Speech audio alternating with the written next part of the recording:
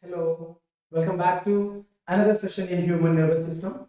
In the last class, we have discussed about human brain, mainly forebrain. Hope you understand about the forebrain. Rest of two parts in the brain that are midbrain and hindbrain will be finished now. For our convenience, let me take another time the brain structure. This is the forebrain. And at this part, largest part of the brain, forebrain, in that is cerebrum. And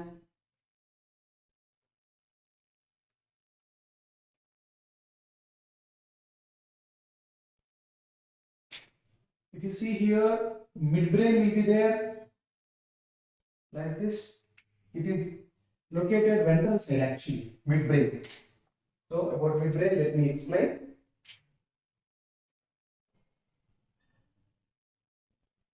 Midbrain, also called mesencephalon. Mesencephalon is the name of the midbrain. Located ventral side. Located ventral side. Exists between the forebrain and hindbrain. This everyone knows. Don't think that why I have written such a easy sentence or easy point.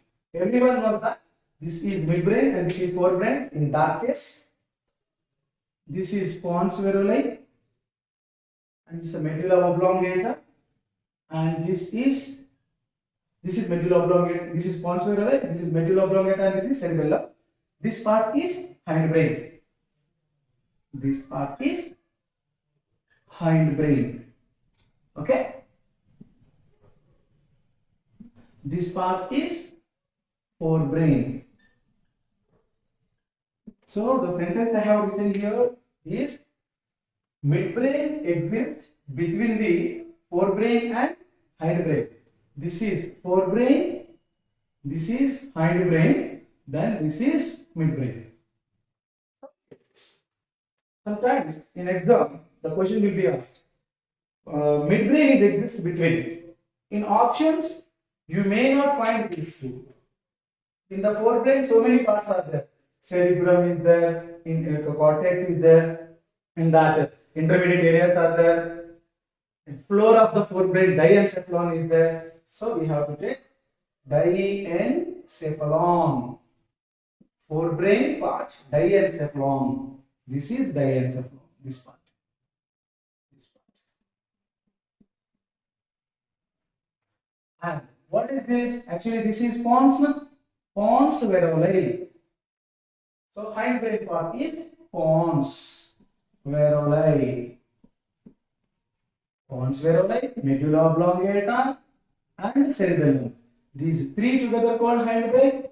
So many parts are there in forebrain.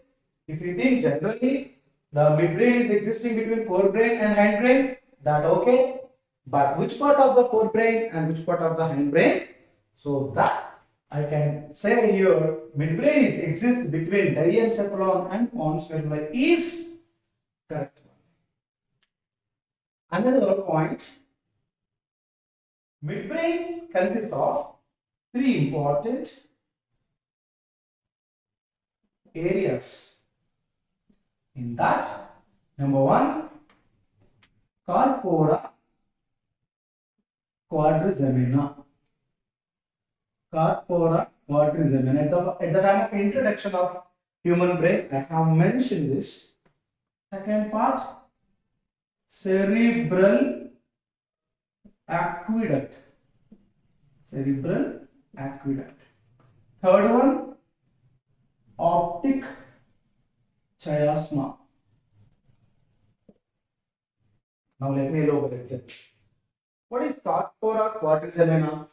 In the medulla oblongata, in the middle brain or mesencephalon, there were four ball-like structures, round, spherical, spear-like structures are present in the four Bottom two are larger and upper two are smaller. Upper two are called superior as they are present superior. Lower two are called inferior. They have a specific name actually. Colli, round structures. Superior colli and inferior colli. These are the structures. Two superior colli present above and two inferior colli present below. All the four together called quadrant.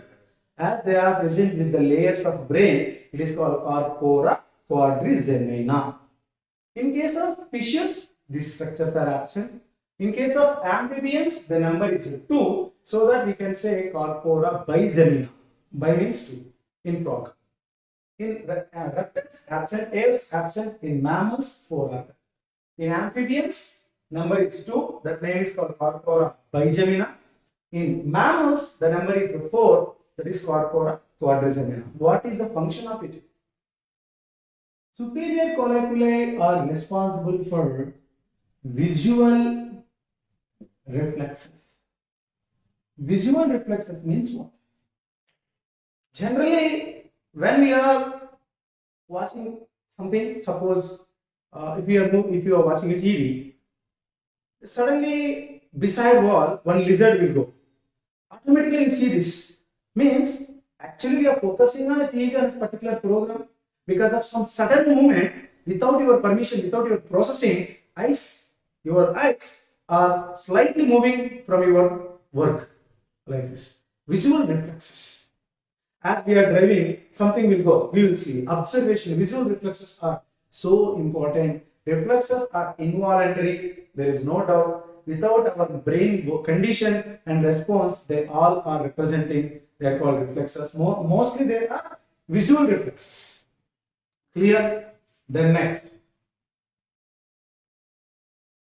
Inferior colliculi is responsible for auditory reflexes. Auditory reflexes means sounds. Even when we are involved in one work, suddenly by listening some sound, auditory reflexes will happen in our temporal lobe and also in the midbrain. Because of that, we will recognize secondary sounds. So auditory reflexes are responsible by inferior colliculi and visual reflexes are operated by superior colliculi. Finally, totally, corpora quadrigemina is operating reflexes. Nothing but involuntary actions. Involuntary actions. Here I would like to say a very important point. In the human brain, 3 parts are there, as you know: forebrain, midbrain, hindbrain. Forebrain is completely voluntary. Completely voluntary. It knows what it is doing. Completely sensory motor impulses. Whereas the midbrain and hindbrain both are involuntary. That is one example. Now, second part of the midbrain, that is cerebral aqueduct. What is cerebral aqueduct? Duct, tube-like structure from the forebrain to, if this is the forebrain and this is the hindbrain, this is the hindbrain, this is forebrain, and this part is midbrain. It is another imaginary structure to understand how actually that aqueduct is located. In the forebrain, there are 2 empty places are present. They are called paraseals. Paraseals. There are cavities. In brain also, some empty places are present. In that empty places, cerebrospinal fluid will be synthesized. As of in the nervous system, apart from the neurons, glial cells are also present. In that, astrocytes, oligodendrocytes, what are called macrophages, nothing but microglial cells, neuroglial cells, and finally ependymal cells will be present, right? The ependymal cells are lining the ventricles, I said in the class of structural organization, animals, nervous tissue. You just recall that point. And these ventricles are lined by ependymal cells. They synthesize the fluid. That fluid is called cerebrospinal fluid. These ventricles are 2 ventricles, first and second ventricles empty places are present in the cerebral hemispheres. We have two half hemispheres now, right cerebral hemisphere and the left cerebral hemisphere. In each one empty place is present. In that fluid will be synthesized. About this in medicine first year you will understand a lot. Not actually in the NEET syllabus. It is heavy. Now in the hindbrain, mainly in the pons, one ventricle is present. This ventricle is fourth ventricle.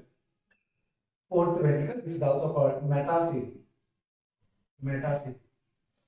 Metastele. Then these two ventricles are connecting to the fourth by a duct, and in the midbrain also one ventricle is present, that is the diastole. That is diastole.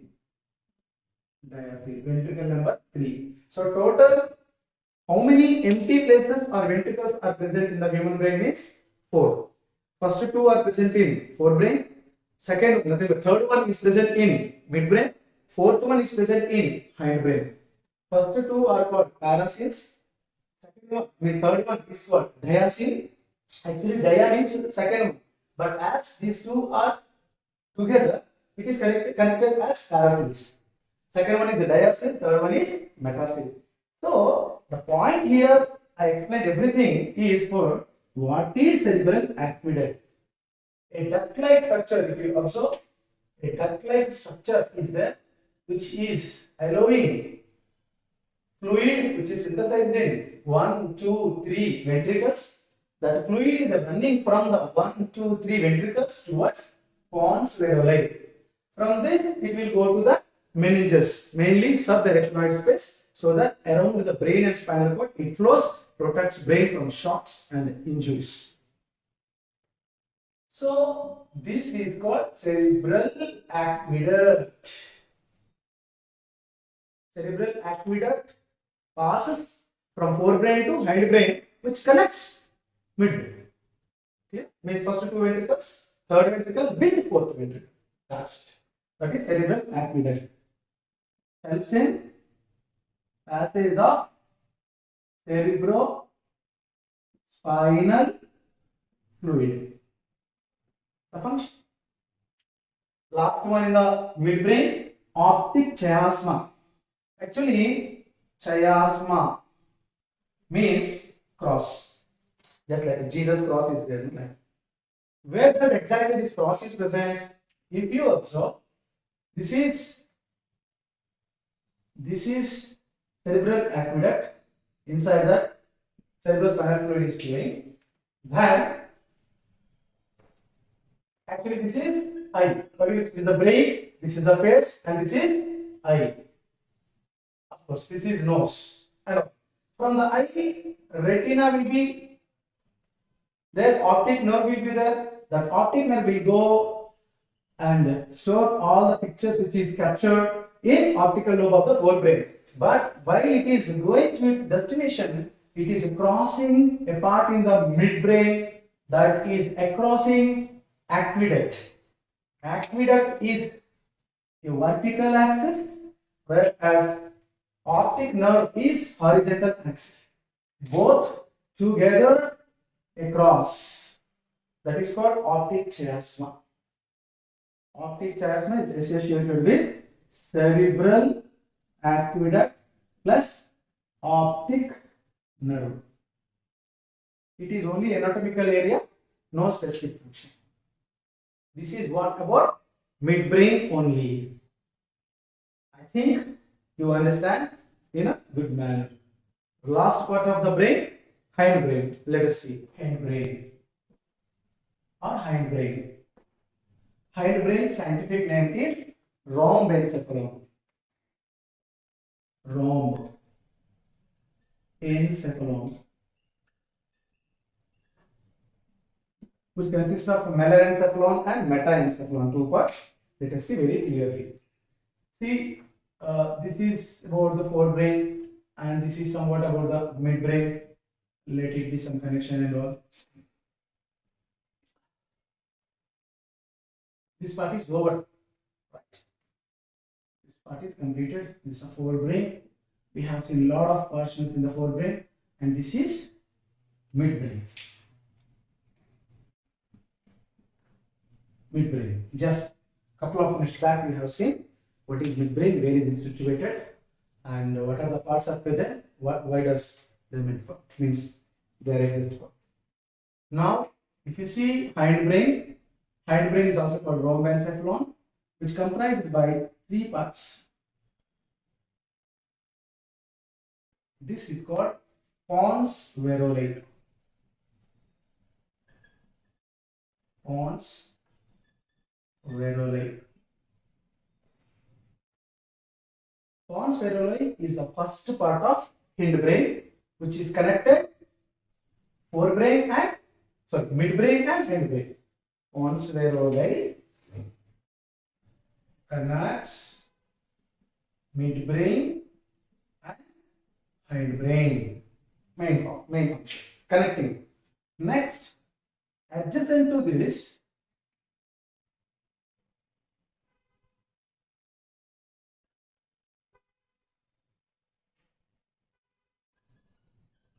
there will be a little brain is present,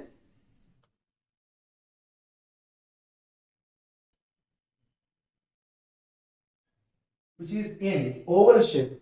The cerebellum is spherical shape. This is oval shape. This is called cerebellum. This is called cerebellum. Cerebellum is also called little brain. Little brain. Another name is also there. Life tree or tree of life. Common names. And thirdly,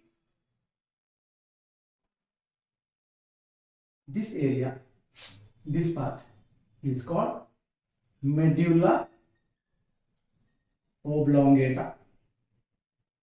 Medulla oblongata.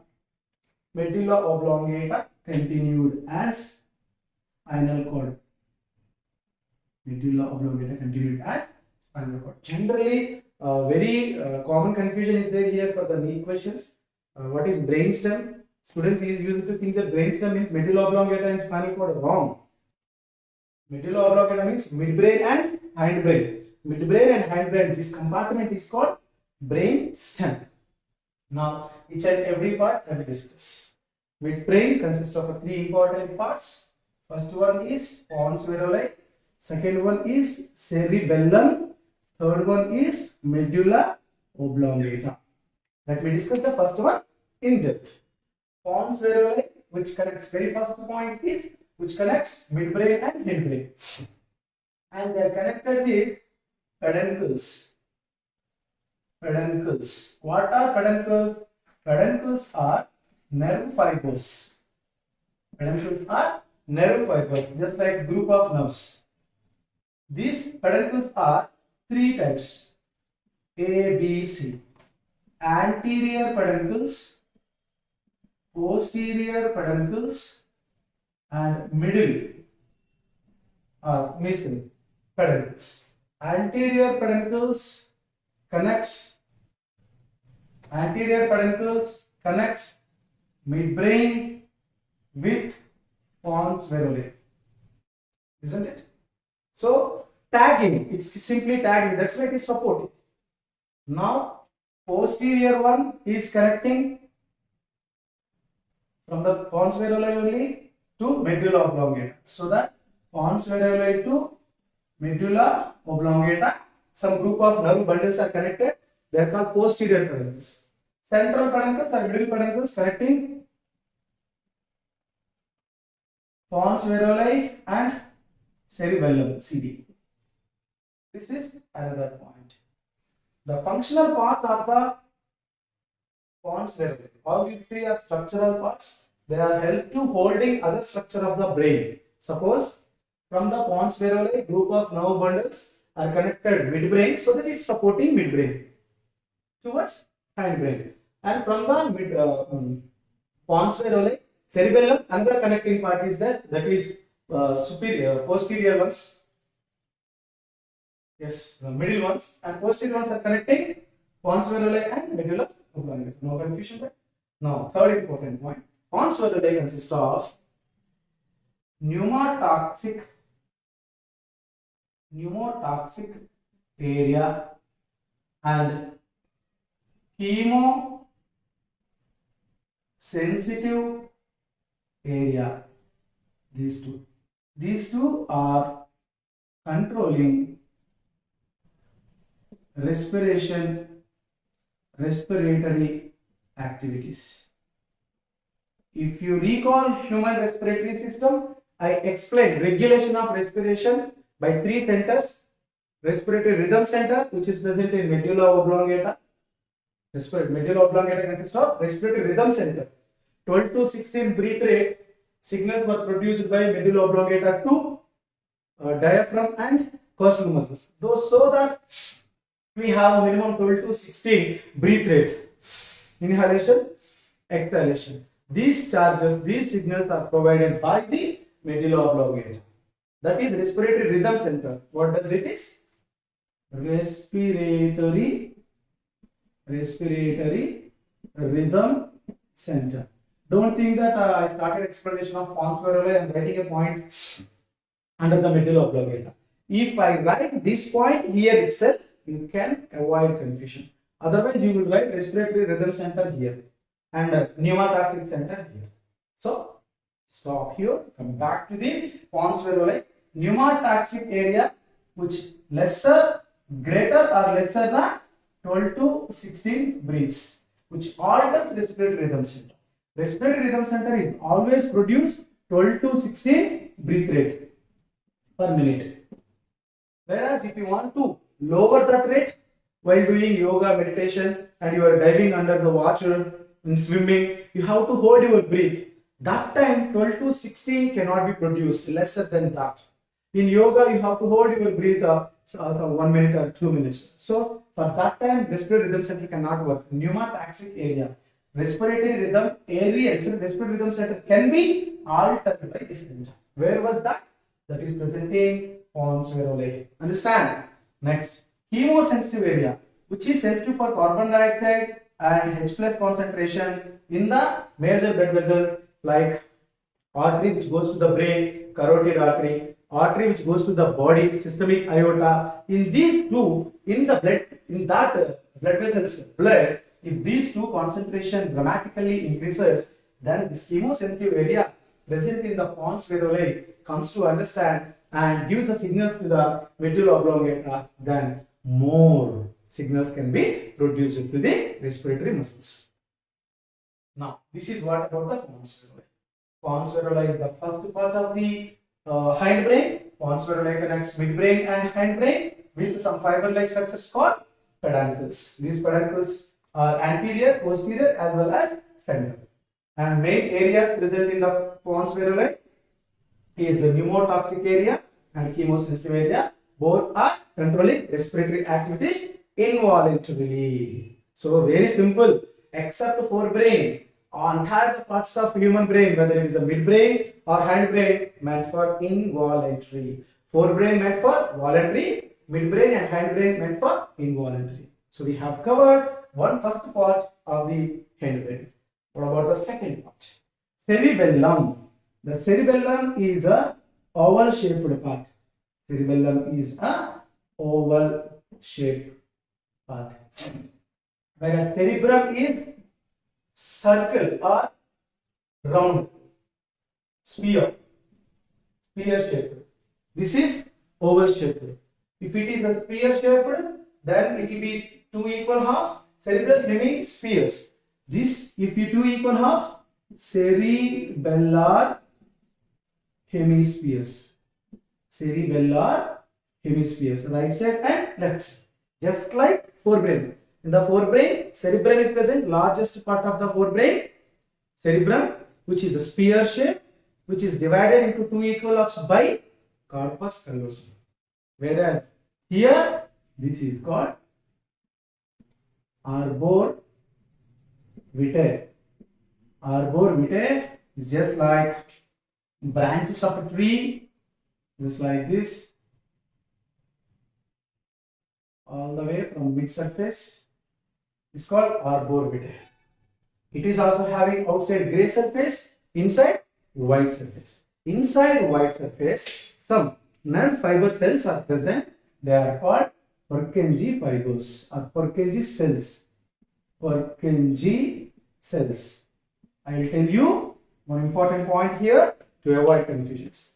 Purkinje fibers present in heart, nodal tissue, sinoatrial node, SAN, AV node, bundle of his Purkinje fibers. Purkinje means scientist name.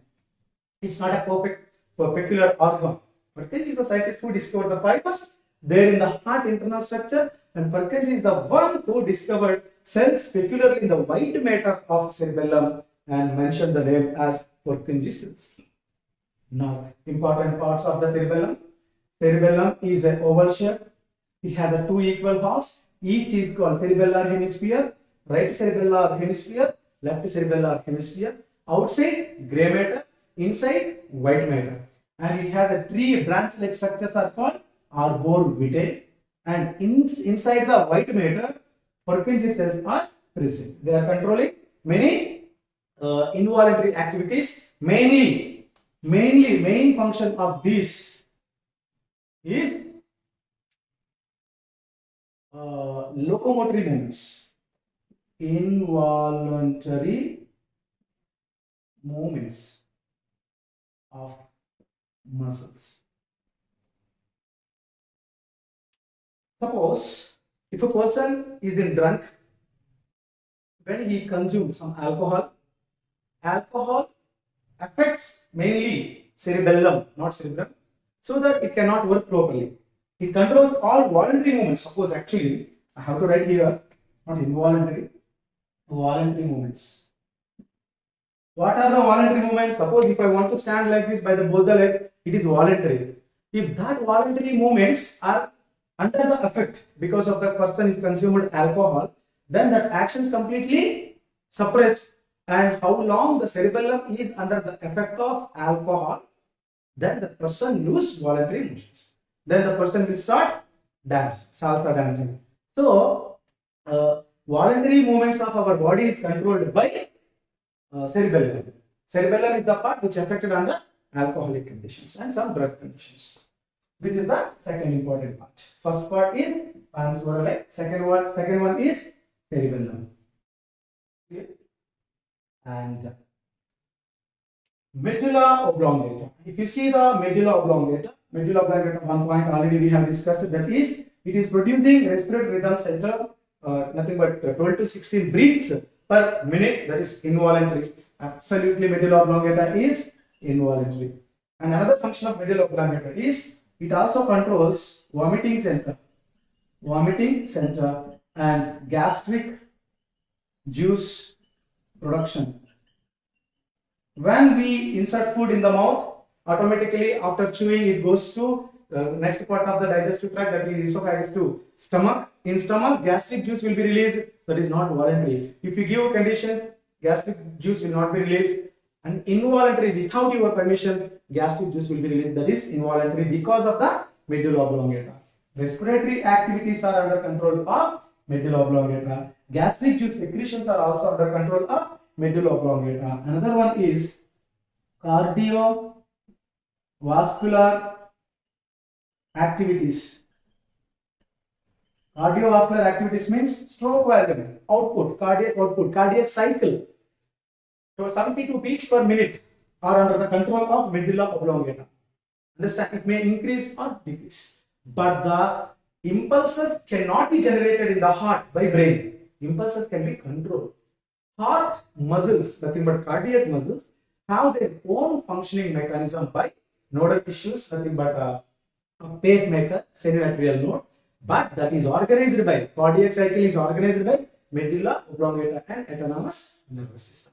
And mainly in the medulla oblongata, the nervous system which controls other activities from the brain by how many nerves means 12 nerves.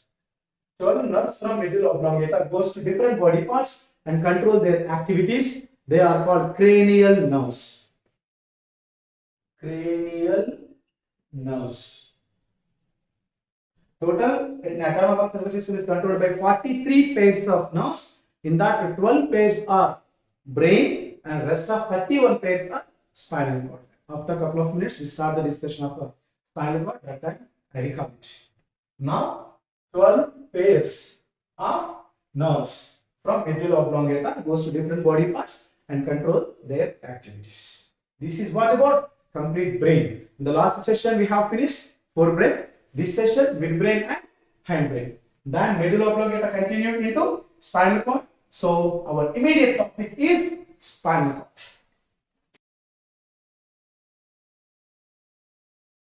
Now the time to discuss about last part in the central nervous system, that is spinal cord.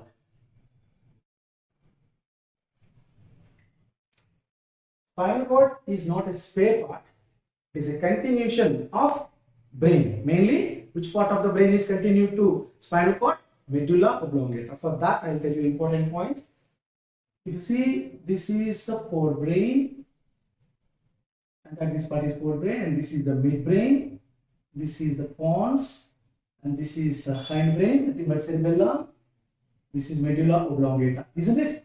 Very simple structure for understanding. Now, this entire this is protected by skull. Right? Here, skull should have an opening so that brain continued as spinal cord. And this is vertebral column. Vertebral column is a bone. Skull also bone. This is skull. Inside the skull, what was the brain? This is brain. Brain is protected by skull. And this is spinal cord.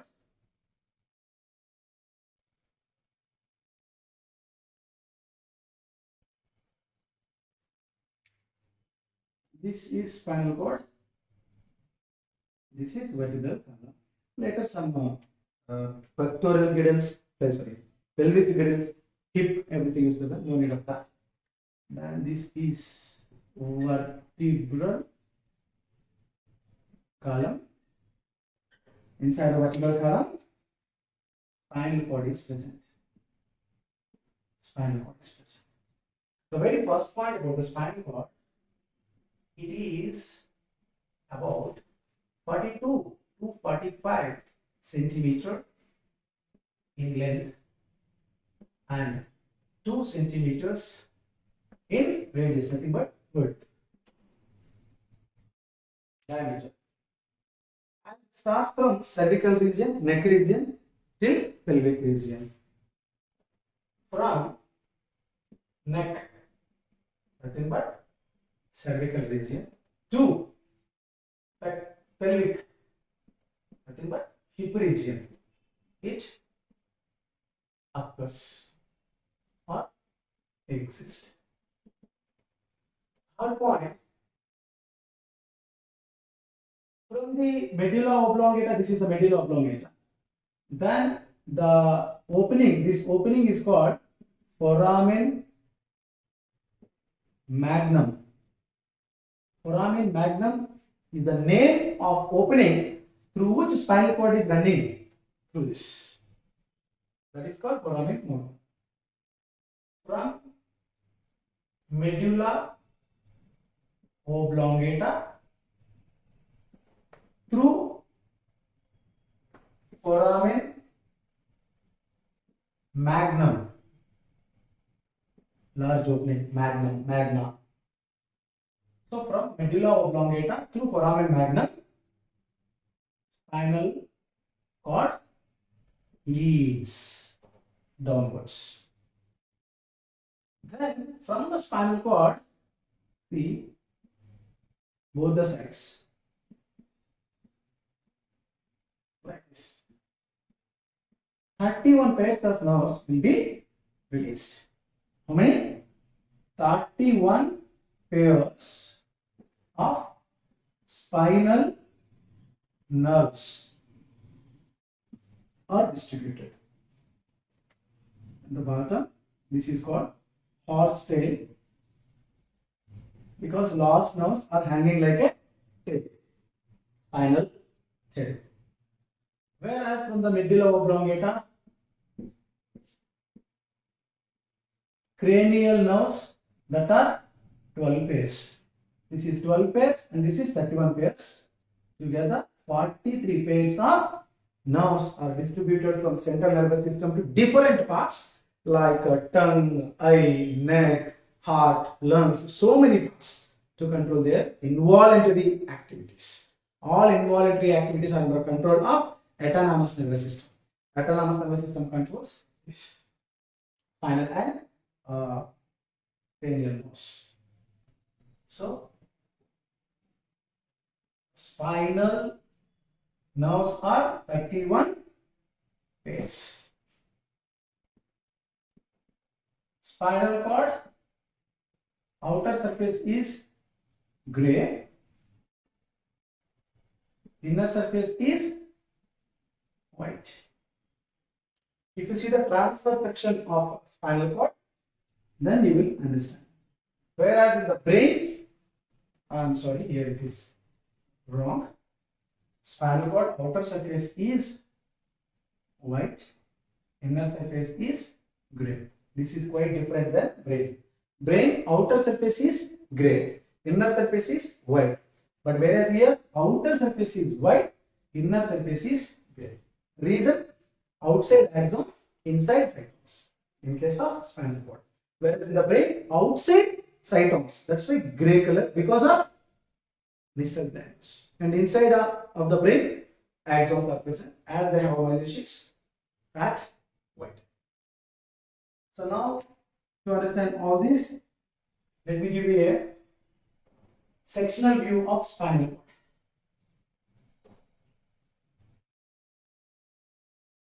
Spinal cord sectional view is also important diagram.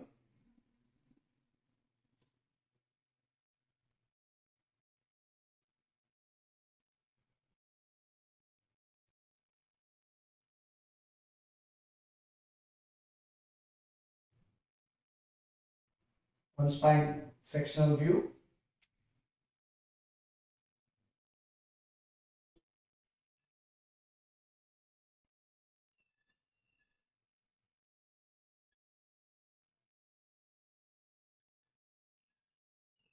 Like this, spinal cord sectional view is present. And this is what the gray matter. As I said, the gray matter is inside. It's look like a head shape and also easily notice look like a butterfly. This is gray matter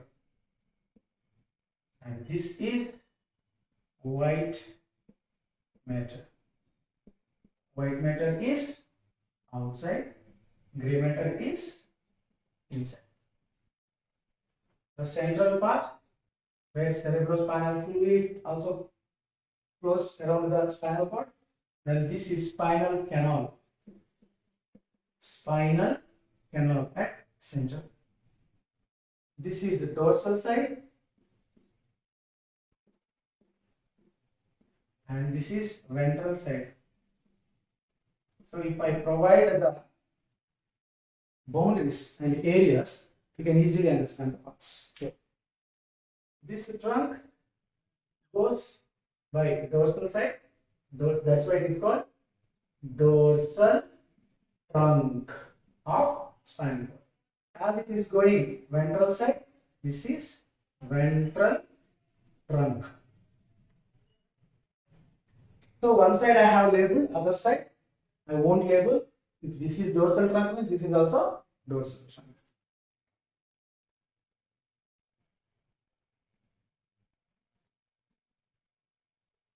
Suppose if this is a muscle where a sensory neuron got inside,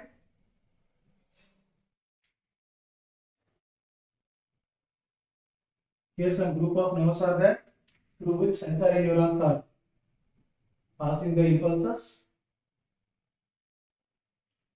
This is sensory neuron. sensory neuron. Why it is sensory neuron? It is coming from body part to central nervous system. That's right. Afferent neuron, also called afferent neuron. Probably the afferent neurons or sensory neurons are present in which trunk? Dorsal trunk. So in the dorsal trunk, which neurons are passing? Sensory neurons. Mainly they are pseudo unipolar neurons. Here I will mention pseudo unipolar neurons. Have you got it?